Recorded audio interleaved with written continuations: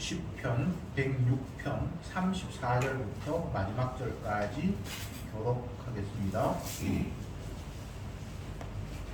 34절에 저희가 여호와의 명을 좇지 아니하여 이족들을 멸하지 아니하고 그 우상들을 섬김으로 그것이 저희에게 올무가 되었도다. 무죄한 피, 곧 저희 자녀의 피를 흘려 가나안 우상에게 제사함으로 그 땅이 피에 더러웠도다.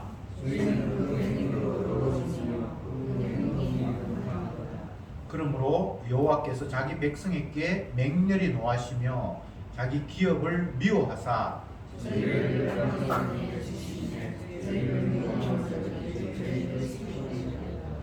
저희가 원수들의 압박을 받고 그 수하에 복종케 되었도다.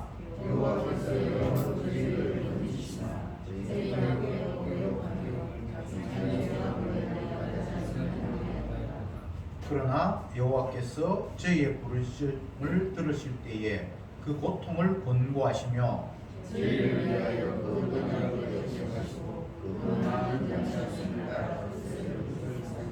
저희로 사로잡은 모든 자에게서 긍휼히 여김을 받게 하셨도다.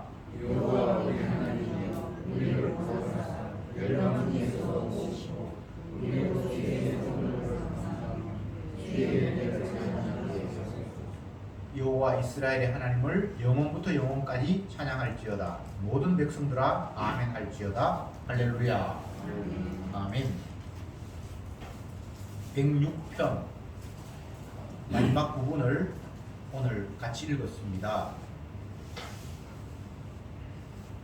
전체 48절 가운데 하나님을 찬양해야 할 이유들을 열거하면서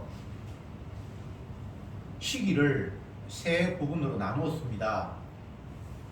첫 번째는 애굽에 있을 때 이야기, 그 다음에는 광야에 있을 때 이야기, 오늘 읽은 본문은 가나안 땅에 들어가서 있었던 이야기들을 거론하면서 하나님을 찬송하자라고 하는데, 그동안 우리가 앞부분에서 말씀을 보았듯이 애굽에 있을 때도 그러했고 광야에서도 그러했고 심지어 가나안 땅에 가서도 그러했는데, 그러한 모습은 어떤 것인가 하면 하나님을 거역하고 말씀에 불순종했던 모습들을 나열하고 있습니다. 그런데 그럼에도 불구하고 하나님은 자기가 던진 약속이 있기 때문에 끝까지 그 약속을 포기하지 않았다. 그러니까 그 하나님을 영원히 찬송해야 한다라는 것이 시인의 주장입니다. 하나님을 찬송할 때에 우리의 생각으로는 말씀을 믿고 순종하고 충성하는 성실한 모습을 보면서 우리에게 힘을 주신 하나님께 찬양하자, 이렇게 하면 기분 좋게 찬양할 수 있을 것 같다는 생각을 합니다. 오늘날 우리의 상황으로 이야기를 해보면 A라는 집사님이 주님의 복음을 받아들이고 그 말씀에 따라 기뻐하면서 모험된 삶, 누가 봐도 성도들에게 빛된 삶을 살 때에 하나님, 저 성도를 보면서 주님이 영광 받으십시오, 이렇게 말하면 좋을 것 같잖아요. 그런데 시편 기자가 하나님을 찬송하자고 하는 그 내용에는 하나님의 약속을 받았고 주님의 사랑으로 애굽을 벗어나서 가나안 땅까지 이르렀던 그 은혜 받은 그들이 하나님의 말씀을 믿지 못하고 불순종하고 우상과 짝하고 이런 죄악된 모습을 열거해 놓았고, 그럼에도 불구하고 하나님은 당신이 약속하신 바가 있어서 끝까지 그 백성들을 이끌어가고 결국은 하나님의 약속을 성취하셨으니까 그 하나님을 찬송하자, 이렇게 말씀이 흘러간다 이 말입니다. 그러면 이 시편에 나타난 패턴, 하나님을 찬송해야 할 이유가 과거 이스라엘 백성에게만 국한된 이야기일까? 아닙니다. 오늘날도 이런 패턴으로 하나님은 영광을 받으십니다. 노골적으로 이야기하면 여러분들은, 저는 하나님의 은혜와 사랑을 입었음에도 불구하고 불순종하고 우상행위로 빠지고 우리는 다 양 같아서 각기 제 길로 갔거늘. 그런데 각기 제 길로 가면 에이 이놈 내 은혜도 모르고 배은 만독한 놈 하면서 버려두어야 할 것 같은데, 그렇지 않고 우리는 각기 제 길로 갔거늘 여호와께서 우리 무리의 죄악을 그에게 담당시켰도다, 아들에게 담당시켰도다, 이렇게 흘러간단 말이죠. 우리는 어리석은 양이어서 하나님의 은혜고 뭐고 모르고 지 마음대로 가는데, 하나님은 우리의 죄악을 그 아들에게 담당시켰대요. 이게 하나님의 약속이에요. 그러니까 이런 하나님을 찬송하지 않을 수 없다라고 지금 시인이 노래하고 있습니다. 이제 여러분이 할 일은 어리석은 양으로서 각기 제 길로 가는 일입니다. 이렇게 이야기하면 참 웃기는 이야기인데, 각기 제 길로 가라는 이야기가 아니고 우리는 그렇게 밖에 할 수 없어요. 이게 얼마나 놀라운 발견입니까?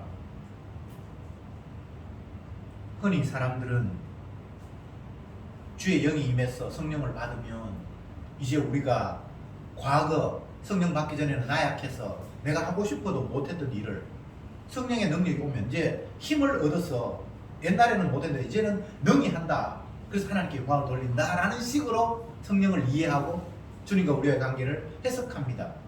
그런데 정작 성경에서는 요한복음에서 성령이 오면 너희들이 죄에 대해서, 의에 대해서, 심판에 대해서 전혀 잘못 생각하고 있다고 너희를 책망하리라, 이렇게 이야기를 하고 있습니다. 성령이 오면 너 그거 엉터리야, 너 그거 지금 잘못 생각하고 있어 라고 책망한대요.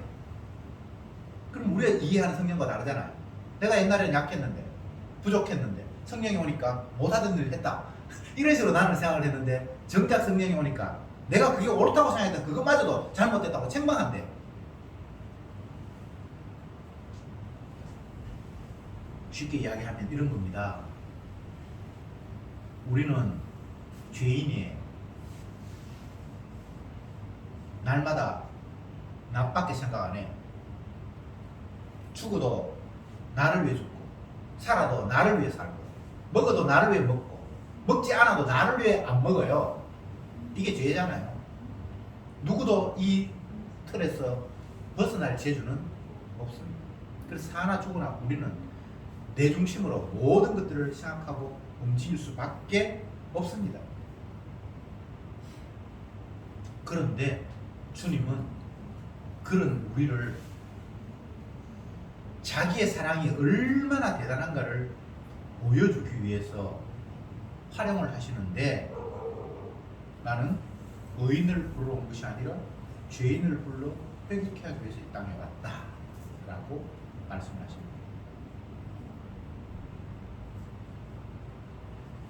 빚 이야기 해봅시다. 성경에 나타나는 것. 내가 빚을 500만 원을 졌다. 500만 원 정도 빚지면 한 달에 내가 일해서 300만 원 정도 번다. 그러면 조금 아끼면 뭐 6개월 후나 1년 후 되면 빚 갚을 수 있겠지, 이런 생각이 들 거죠. 그런데 한 달에 300만 원 버는데 30억을 빚을 졌다. 그럼 이게 답이 안 나오는 거예요. 내가 한 푼 안 쓰고 죽을 때까지 모아도 30억이 안 돼요. 빚을 진 건 똑같아요. 500만 원 빚을 졌던 30억을 빚을 졌던 다 빚장인데, 그런데 500만 원 빚진 걸 누가 이제 안 갚아도 돼, 아니면 내가 대신 갚아줄게 라는 상황과 30억을 빚졌는데 이제 안 갚아도 돼, 내가 대신 갚아서 라는 결과에서 누가 더 큰 은혜로 감격으로 다가올까라고 주님은 묻고 계시잖아요. 그런데 그 물음에서 우리가 깨달아야 할 바는, 나는 30억을 빚진 사람이야, 나는 500만 원을 빚진 사람이야, 이렇게 나누어지는 게 아니라, 은혜가 오면 나는 내 죄의 빚을 내 스스로는 감당할 수 없는 엄청난 죄인이구나를 깨닫게 되는 거예요. 성령이 오면 그렇게 한다는 거예요. 네가 생각했던 그 의 그거 의 아니었어. 네가 생각했던 죄 그거 죄도 아니야. 네가 생각하는 그거 심판받았다 벌 받았다 하는데 그거 심판 축에도 못 들어 라고 성령이 깨닫게 하신다는 거예요. 그게 성령이 와야 된다는 거예요. 내가 내 스스로 옛날에는 못 깨달았는데 이제 깨닫게 됐네 이렇게 되는 게 아니고 성령이 와야 그렇게 된다는 거예요. 이 땅에 있는 모든 인간들의 죄는 300억, 3천억 빚입니다. 우리 힘으로 내가 노력해서 갚을 수 있는 그런 분량이 아니에요. 눈만 뜨면 죄가 우리에게서 솟아납니다. 봄으로 갖고 싶고 안 보면 갖고 싶은 마음도 없었을 텐데 보니까 그게 갖고 싶은 거예요. 자다가 눈을 뜨면 그때부터 이제 죄가 송글송글 솟아납니다. 평생을 시골에서 자기가 사는 그 동네를 한 번도 벗어나 본 적이 없는 사람은 뭐 해외여행에 대한 꿈이라든가 골프를 치고 싶다든가 호캉스를 뭡니까? 요즘 뭐 호텔에서 여름을 보내는 호캉스 호텔에서 내가 지내고 싶다든가 그런 마음 안 들어요. 호텔이 어떤 곳인지도 모르는데 한평생 시골에서 처박혀서 살았는데 그런데 한 번씩 서울 나들이를 가고 다른 사람 이야기를 들어보니까 그런 즐거움도 있네. 그럼 그때부터 새로운 욕망이 피어나기 시작을 하는 거예요. 죄는 우리가 짓는다기보다 내 자체가 죄의 덩어리예요. 모친이 죄 중에서 나를 태어나게 했기 때문에 나는 죄의 덩어리다. 이 깨달음이 성령이 오니까 깨닫는 거예요. 내가 내 죄를 내 힘으로 어떻게 감당할 수 있는 그런 부분이 아니구나. 성령이 자기에게 죄를 깨닫게 해주기 이전에는 내가 우리아의 아내를 강간했고 그를 고의적으로 전쟁터 심한 곳에 몰아넣어서 죽이게 했고 참 이건 악하긴 악한데 내가 이 나라의 왕인데 그 정도도 못 사나? 이런 마음이 있었을 거예요. 그런데 선지자 나단이 찾아와서 비유로 뭔가를 이야기를 하고 비유로 이야기했을 때는 그게 남의 이야기처럼 들려졌겠죠. 그놈 이스라엘 안에서 두면 안 돼. 반드시 심판해야 돼. 라고 생각을 했는데 선지자에게 말씀을 듣던 그가 그 이야기가 남의 이야기가 아니라 바로 당신의 이야기입니다 라고 했을 때 물론 성령께서 깨닫게 해주셨겠죠. 그러니까 정말 이게 감당할 수 없는 상황이 되어버린 거예요. 이 내로남불이 안 되는 거예요. 남의 이야기가 아닌 거예요. 이게 성령의 은혜입니다. 그러니까 자기 고백이 내가 뭘 죄를 짓고 말고 하는 것이 아니라 내 자체가 죄 덩어리구나라고 그렇게 고백을 하는 거예요. 그래서 나온 고백 중에 하나가 내가 주께만 범죄하였나이다. 이런 고백이 나와요. 우리 아내에게 범죄했고 우리 아이에게 범죄했고 백성들에게 범죄했고 지가 자기 욕망 지키기 위해서 수많은 백성들에게 희생을 했는데 이건 사람과의 관계의 죄가 아니라 주니까 나와의 문제다라고 그렇게 고백을 한 거죠. 모든 죄는 그렇습니다. 주니까 나와의 문제, 사람과의 문제가 아니에요. 수직적인 문제입니다. 수평적인 문제가 아니에요. 주니까 나와의 문제가 생겼기 때문에 파생해서 옆에 사람한테 피해를 주는 겁니다. 무슨 말인지 아시겠죠? 그걸 정확하게 이제 깨달아버린 거예요. 성령이 오니까. 이제 본문으로 들어가서 34절에 저희가 여호와의 명을 쫓지 아니하고 이족들을 멸하지 아니하고 열방과 섞여서 그 행위를 배우며 우상들을 섬김으로 그것이 저희에게 올무가 되었도다. 이스라엘 백성들이 가나안 땅에 들어가기 전에 하나님께서 계속해서 하신 말씀이 있습니다. 그곳에 들어가면 그곳에 있는 모든 족속들을 다 진멸해버려라. 아이든 여자든 뭐 할 것 없이 다 진멸하라고 했습니다. 왜? 가나안 땅의 죄악이 관영했다. 이제 더 이상 내가 그들을 봐줄 수가 없으니까 그냥 그들을 진멸해 버려라 라고 말씀하셨어요. 근데 이스라엘 백성들이 12지파가 땅을 나누어서 너희들 여기를 차지하고 이렇게 나누어서 들어갔잖아요. 근데 그 12지파 중에 단 한 지파도 그 자기에게 배당된 그 땅에 사람들을 다 진멸한 지파는 있었다 없었다? 없었다. 한 지파도 하나님 말씀 순종하는 게 없었어요. 어떤 지파는 너무 힘이 강해서 저 산언덕으로 가서 소수의 무리들이 깜짝같이 버티며 살고 있는데, 에이 그래 너 넘기 살아, 우리는 산에는 안 가고 여기 밑에 살지, 이렇게 해서 남겨둔 것도 있고, 또 어떤 지파는 아이고 뭐 일손도 모자라는데 허드렛일 시키 먹지 뭐, 더 이상 저들이 우리에게 방귀를 들 만큼 힘도 없고 몇 명 남아있는데 그냥 물 뜨는 일 시키고 뭐 우물 파는 일 시키고 허드렛일 시키지 뭐 하면서 남겨두고, 핑계가 아주 다양해요. 이렇게 저렇게 12지파 중에 단 한 지파도 자기에게 분배받은 땅에 있는 가나안 사람들을 다 진멸한 지파는 없습니다. 그런데 어떻게 됐습니까? 그들과 섞여서 그들의 행위를 배우며 그 우상들을 섬김으로 그것이 저희에게 올무가 되었도다. 하나님이 쫓아내라고 하신 이유가 있었죠. 그런데 그 이유는 생각지도 못하고 쫓아내기 너무 힘들다, 강하니까. 아니야, 일꾼들 보내먹으면 되지 뭐. 여러 가지 이유를 들으면서 하나님 말씀을 거절했는데 그 결과는 그들의 우상과 뒤섞여서 하나님을 배반하는 결과가 왔습니다. 37절 저희가 그 자녀로 사신에게 제사함으로 무지한 피 곧 저희 자녀의 피를 흘려 가나안 우상에게 제사함으로 그 땅이 피에 더러웠도다. 저희는 그 행위로 더러워지며 그 행동이 엄탕하였도다. 젖과 꿀이 흐르는 땅을 피로 더럽게 했고 엄탕한 땅, 더러운 땅으로 그들이 만들었다라고 주님이 말씀하십니다. 이스라엘 백성들은 가나안 땅에 가서 몇 년을 살았는데 결과적으로는 하나님께서 그들을 그 땅에서 토해냈습니다.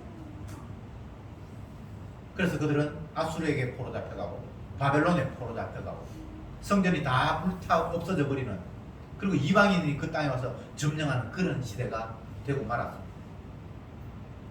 근데 하나님께서 뭐라고 말씀하시는가 하면 그 땅, 내가 너희들에게 준 그 땅을 정화시키기 위해서, 그 땅이 안식하기 위해서 더러운 너희들을 쫓아낸다고 그렇게 이야기합니다. 희한하죠? 땅이 안식해야 된대요. 사람이 안식해야 되는데 하나님은 땅이 안식해야 된대요. 왜? 여호와 하나님이 땅이니까.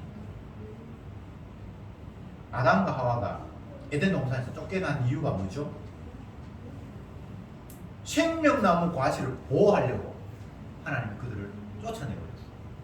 성경에 그렇게 되어 있습니다. 여러분, 이런 본문을 보면서 생각되는 게 없습니까? 인간은 이 땅에서 자기가 제일 중요하다고 생각해요. 근데 하나님은 그렇지 않아요. 생명나무가 중요해서 생명나무 지키려고 아담과 하와를 에덴 동산에부터 추방하시고, 가나안 땅에 더러운 피가 흘러서 그 거룩해야 될 땅이 더러워졌으니까 하나님께서 그 땅 안식하게 하기 위해서, 깨끗하게 정화시키기 위해서 백성들을 다 그 땅에서 쫓아내버렸습니다. 사람 위주 아닙니다. 그러면 우리가 또 생각하죠. 그럼 땅 위주인가? 그건 아니에요. 하나님의 약속 위주입니다. 하나님이 말씀하신 그 약속 때문에, 그 약속이 너무나 중요하고 그 약속이 시행되어야 하기 때문에 그 약속과 배치되는 것들은 하나님께서 다 잘라내고, 사람들도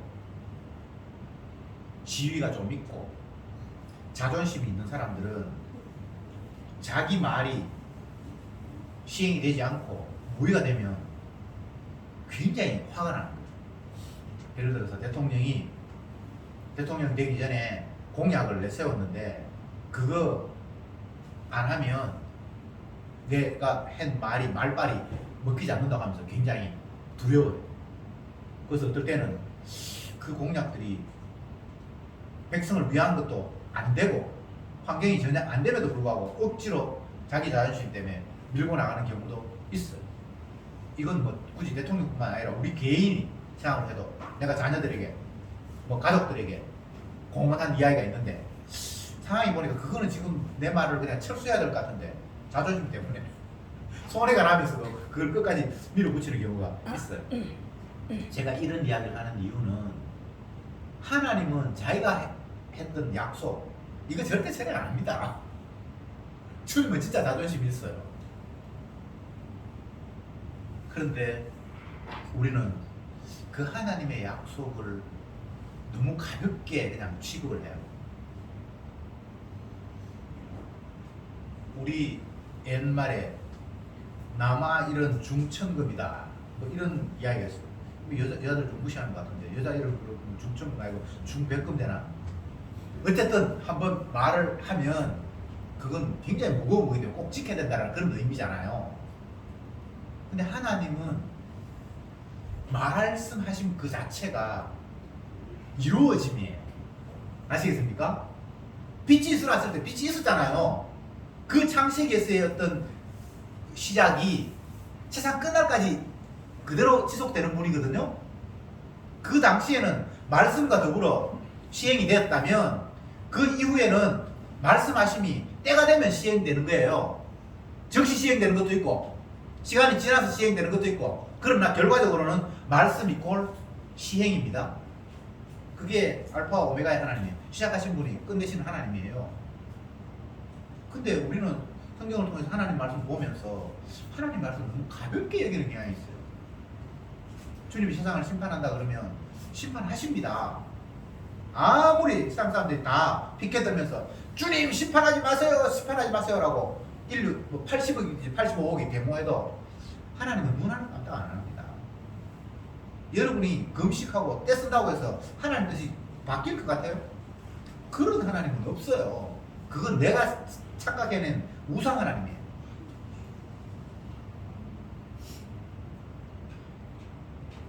그 땅에 있는 이 사람들을 진멸해버려라 라고 말씀하셨으면 진멸해야 돼요. 인간의 형편을 자꾸 고려하면 안 됩니다. 그런데 인간들은 그렇게 하지 않았습니다. 41절을 보겠습니다. 저희는 열방의 손에 붙이심에 저희를 열방의 손에 붙이심에 저희를 미워하는 자들이 저희를 치리하였도다. 저희가 원수들의 압박을 받고 그 수하에 복종케 되었도다. 하나님이 진멸해버리고 그 땅에 너희들이 살아라 라고 말씀을 하셨는데 진멸 안 했어요. 그리고 오히려 그 힘없이 나약하던 몇몇 사람들이 힘을 얻어서 이스라엘 백성들을 압박합니다. 그게 사사시대예요. 사사시대. 조금 시간이 지나면 또 조그마한 나라들이 힘을 얻어서 이스라엘을 공격하고 주변에 모압, 암몬, 미디안, 블레셋 많잖아요. 그들이 이스라엘을 삼켰어요.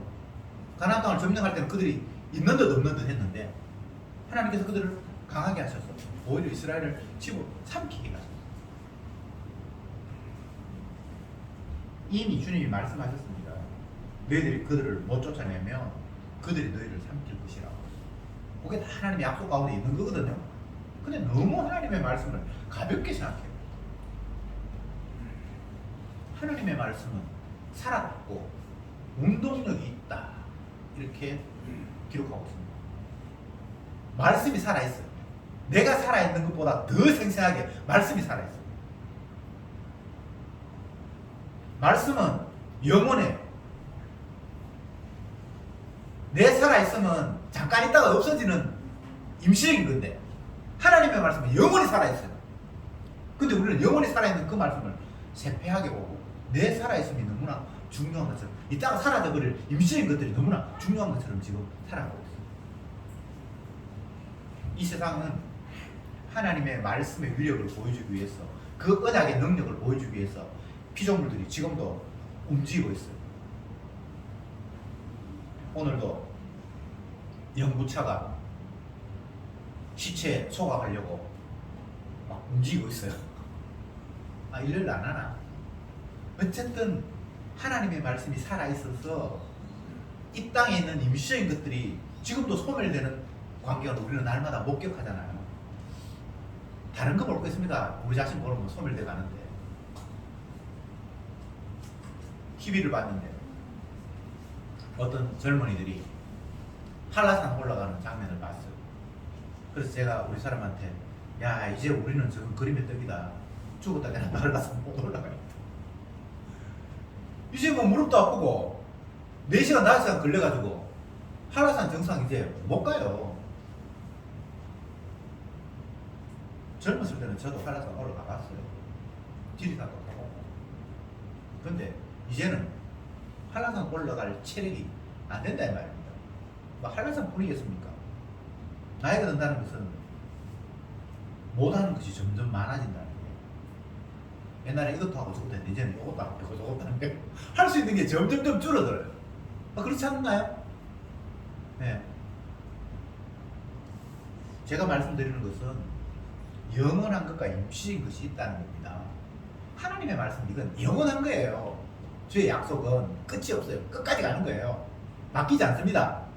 그런데 이 땅에 있는 모든 피조물들은 그 약속의 영원함을 보여주기 위해서 임시로 배치해 놓은 것들이에요. 그 가운데 하나가 저와 여러분입니다. 이 예배당이고, 이게 예배당은 영원하지 않아요. 예. 주인이 나가라 그러면 나가야죠. 뭐. 아니면 재개발한다고 시에서 웃으면 웃어지는 거죠. 나도 마찬가지입니다. 한 번 죽는 것은 하나님이 정하신 것이요. 이게 하나님의 약속이에요. 그러니까 내가 중요한 게 아니에요. 하나님 말씀이 중요해요. 그러니까 죽는다. 하나님 말씀하셨으면 죽어야 돼, 당연히. 뭘 그렇게 아까까지 버팁니까? 의학이 발달하면 안 죽을 수 있을 것이다. 그건 의사들의 이야기고, 하나님의 말씀은 한 번 죽는 건 하나님 정해놨대요. 정해놨대요. 누구 말이 맞아야 됩니까? 근데 인간들은 자꾸 지그치 어리석은 인간들의 말을 자꾸 믿고 싶은 거예요. 절대 그런 일은 없습니다. 하나님 정하신 거는 변하지 않습니다. 그냥 죽습니다. 아무리 의학이 발달해도 죽이십니다. 969세까지 살았던 모두셀라에게 한번 물어보세요. 길게 사니까 뭐 좋은 거 있더냐고. 모두셀라가 뭐라고 이야기할 것 같아요. 하루로 사나 천년을 사나? 우리는 재짓는 것 말고는 없더라. 그 이야기 할 거예요. 히스기야가 그 이야기 했잖아요. 39인가? 그 나이에 너 이제 죽는다 하니까 하나님께 기도하면서, 주님 좀 더 살게 해주세요. 그래, 15년 더 살아봐라. 그때 15년 더 산 게 죄를 그만큼 더 많이 짓는 거 말고는 없잖아요. 그게 시사하는 바가 큽니다.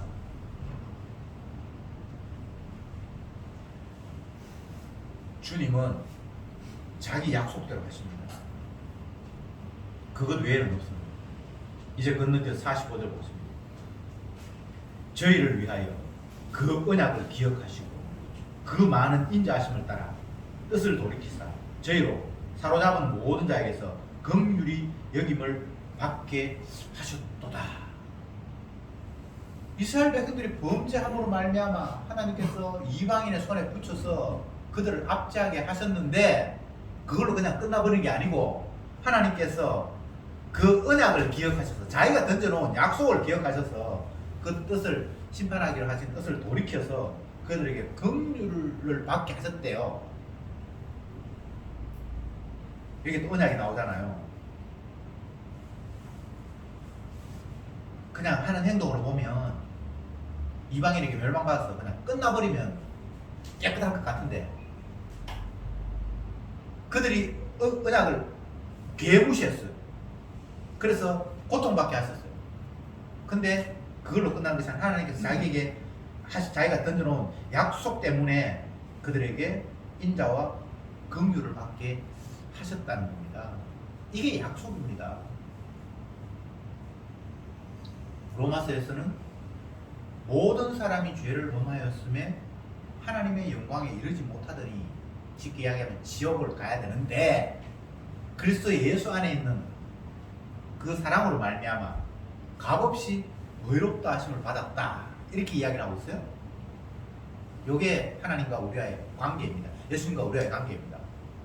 우리는 언약 앞에 어기는 자로 드러날 수밖에 없습니다. 언약에 순종하는 자로 복받는 그런 구도는 없습니다. 우리는 언약을 어겼습니다. 이스라엘 백성들처럼 언약을 어겼습니다. 하나님의 긍휼을 입었음에도 불구하고 하나님의 약속을 시행하는 모습을 날마다 확인했음에도 불구하고 또 약속을 못 믿어서 지 마음대로 행동했습니다. 이스라엘 백성들이. 그게 오늘날 우리의 모습입니다. 근데 주님이 자기가 던진 약속이 있어서 그 완악한 자를 긍휼히 여겼다는 겁니다. 이게 하나님의 말씀이에요. 그 죄의 사하심을 받고 그 허물의 가리움을 받은 자가 복이입니다. 이 외침이 얼마나 놀라운 신앙 고백입니까? 내가 하나님 앞에 순종해서 내가 복이 있는 자다 이렇게 말하는 성경 구절은 없습니다. 나는 죄인이고 죄 때문에 1000번만 죽어도 마땅한데 내 죄를 내 허물을 덮으시고 사하시는 분이 계셨기 때문에 너무나 감사하다. 시인이 시편 106편에서 노래한 이유가 그 이유입니다. 다른 이유가 아닙니다. 하나님을 찬송하자, 여호와 하나님께 감사하자, 영원히 그의 이름을 부르자, 노래하자 라고 하는데 그 내용을 보니까 우리는 하나님의 은혜와 사랑을 받았음에도 불구하고 날마다 범죄했는데 주님은 자기 약속 때문에 우리에게 긍휼로 다가옵니다. 이게 예수님의 십자가 아닙니까? 피 흘림이 없으면 사함이 없대요. 근데 그 피는 죄 지은 나의 피가 아니고요, 죄 없으신 예수님의 피예요. 흠없는 어린 양의 제물만 받으시는 하나님 때문에 죄 없으신 하나님의 아들이 피를 흘려야만 했습니다. 이게 하나님의 약속이에요. 그리고 그 피가 우리를 모든 죄에서 깨끗게 하는 것, 이게 하나님의 약속입니다. 시편 기자는 그 찬송을 지금 드렸던 겁니다. 기도합시다. 주님 감사합니다. 오늘 이 시간도 다시금 주님의 약속을 되새겨 보았습니다. 우리의 생각과는 전혀 다른 주님의 약속.